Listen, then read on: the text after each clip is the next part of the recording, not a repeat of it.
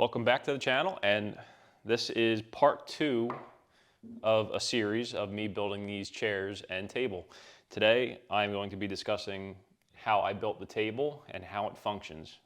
And at the end of the video you're going to see how it looks with the oil finish applied to everything. And if you missed part 1, I'll have a link down below so you can check out part 1 before you check out this one. First step to making the legs is first I have these rough sawn. They're roughly 5 by 5, give or take.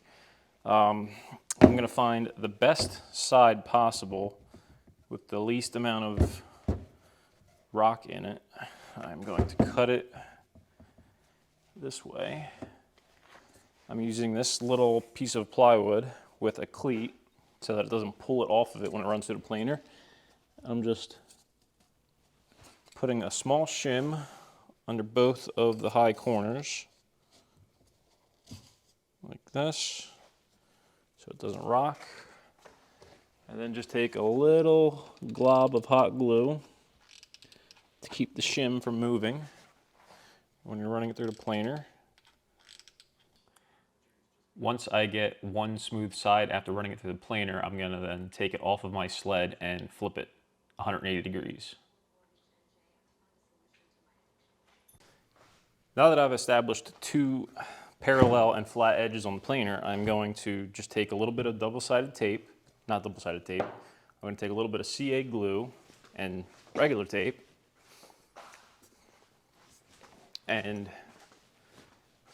square up the third edge first, and then once I got that edge flat, I can use this against my table saw fence to do the fourth edge.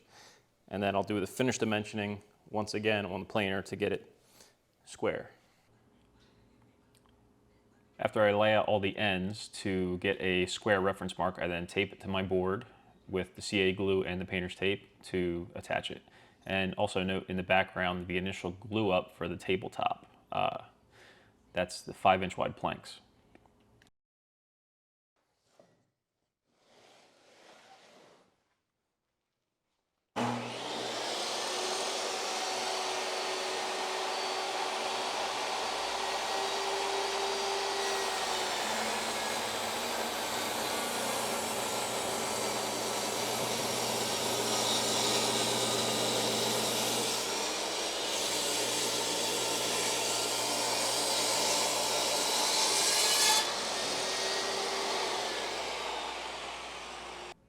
Now I'm doing the final dimensioning on the planer to get it to the nominal 4 inches that I want in both directions. And I'm doing it after all 4 pieces are rough cut with my sled so that I have square edges on all of them and they all match dimensionally. Okay, so this was cut to length and width, and I cut these 2 breadboard ends, and they're just going to be biscuited in on the center of every board. Now, nice thing about pipe clamps is that with a little coupler, you can make it as long as you need so that I can get these 2 breadboard ends nice and tight. The regular edge-to-edge glue joints do not have biscuits, but from end grain to edge grain, I am using biscuits to help strengthen that joint, which is a little bit weaker. And it's also going to help keep everything in line in case of any movement. For the last 2 boards, I chose not to glue them up with the rest of the boards on the middle because I was adding the breadboard ends. I elected to not glue these on so that I could use my track and my saw to get a nice square edge on both ends and make it a lot easier to add these pieces later to get a nice 45 miter. This is the last glue up for the actual tabletop, and then after I finish gluing these and clamping them on, I'm moving on to prepping the legs and the skirt that's going to go around the bottom of the table. To attach the bottom skirt that's supporting the tabletop, I'm first countersinking with a 1/2-inch bit, 2 1/4, and then the rest of the way with my other bit to countersink for the screws. And I couldn't find my 1/2-inch collet for my depth gauge for my 1/2-inch bit, so I'm just using a 1/2 inch or a piece of scrap block that I set. Once it's in my jig, it's at 2 1/4.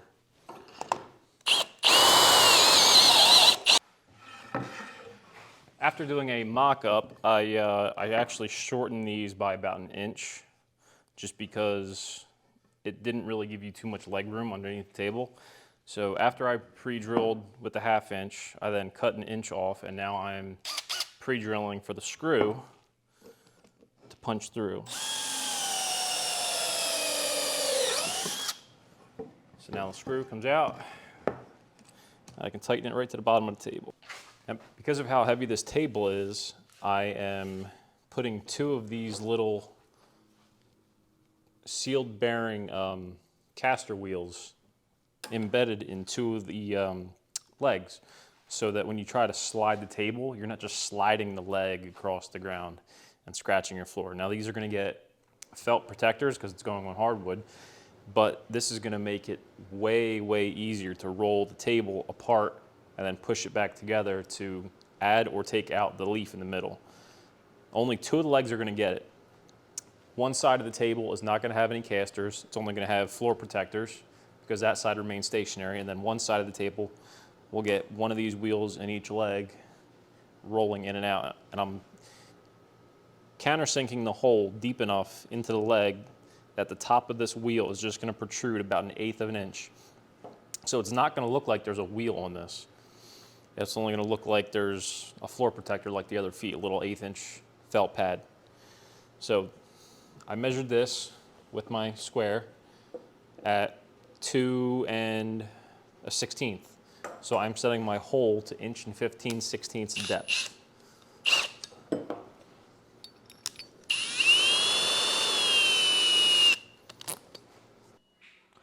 To make such a large sized hole bored 1 15/16, I'm first using a hole saw to get an outer edge. I'm then just hogging out a little bit of material in the middle with a Forstner bit, and then using a plunge router to then set the depth and clean out the rest of the material.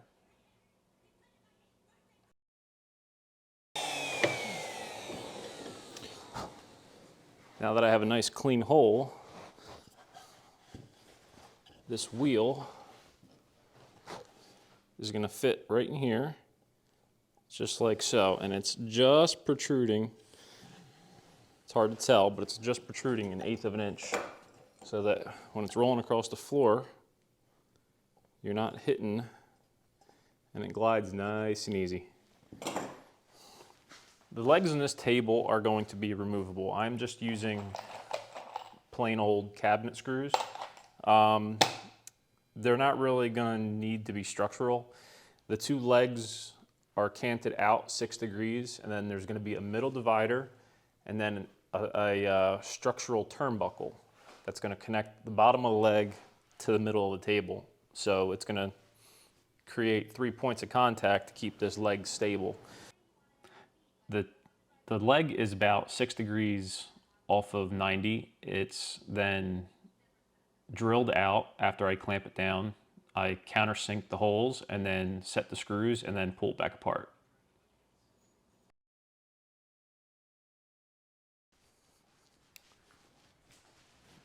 So to finish assembling the bottom support, I'm just adding some glue to the miters and a couple small pin nails to lock it in place, and then clamping it, and that's it.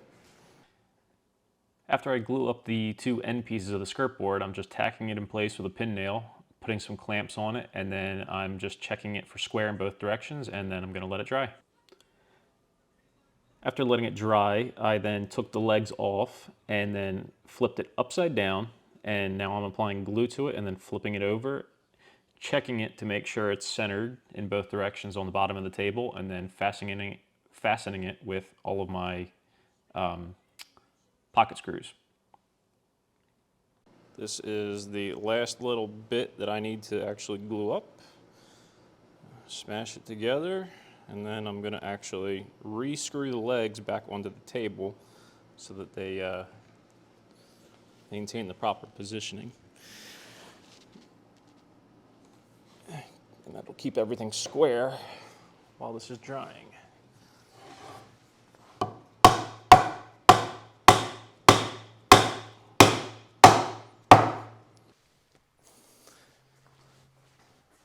This is the most nerve-wracking part of this entire build. So now I am going to be cutting out a 1-foot section of this table all the way across, and that is going to be an extension leaf. And then these two pieces are going to go sliding together. I made the table slab in one piece so that when you add the leaf, the wood grain will match both halves.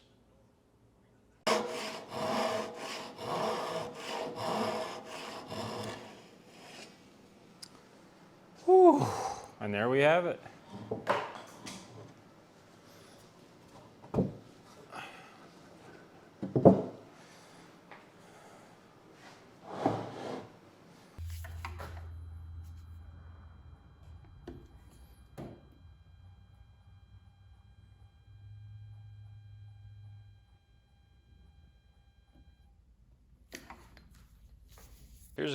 Here's a quick view of how the entire table is assembled. You can see these two hidden caster wheels here. Here is the add-a leaf, and then these locks are actually cammed like this to swing out of the way, and they have these little tabs that kind of keep this leaf in position where it's supposed to be. And then they cam like this, tighten down to keep this joint nice and tight so the table doesn't separate when the leaf is assembled. And they also lock into each other when you take the leaf out. The two rails are screwed with wood screws along both sides. This section is stationary to this side. This section is stationary to this side, and the middle one is the one that actually is free sliding. So I could actually slide this to either side if I wanted. These are held in with little cotter pins. They have little pins here with little cotter pins on the end, or whatever you call them, to lock this all together. These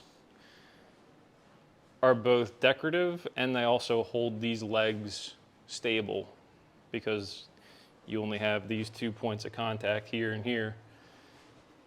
This keeps it all stable. So these move with each side of the table. Now that the table's completely been dry fitted together, I'm removing all the hardware from the bottom of the table and taking the pieces apart so that I can start prepping it for the oil finish. The bottom of the table and the legs are getting an oil finish first, and then once I'm finished applying the oil to both the legs and the underside of the table, I'm going to let it dry, and then I'm going to reassemble it so that I can flip it over. After I reassembled it, I started applying the finish to the tabletop and then buffed it in to let it dry. I then moved on to finishing all the chairs and adding the oil to them, and then once that was done, I let it dry a day and a half so that I could do the finished details. The final detail was adding the floor protectors to all the chairs, and then it was done.